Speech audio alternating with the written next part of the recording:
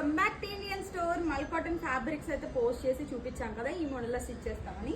Customer అయితే మనకి ఇవన్నీ సెలెక్ట్ చేసుకున్నారు. ఈ మోడల్లో అయితే కస్టమైజ్ చేసామండి. ఫస్ట్ వన్ వచ్చి ఈ కలర్ టైర్ ఇచ్చి ఇట్లా కస్టమైజ్ చేసాం. నెక్స్ట్ అన్ని కూడా డిఫరెంట్ గా కస్టమైజ్ చేసామండి.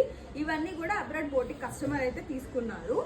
Red colour, yellow, white, sky blue, purple,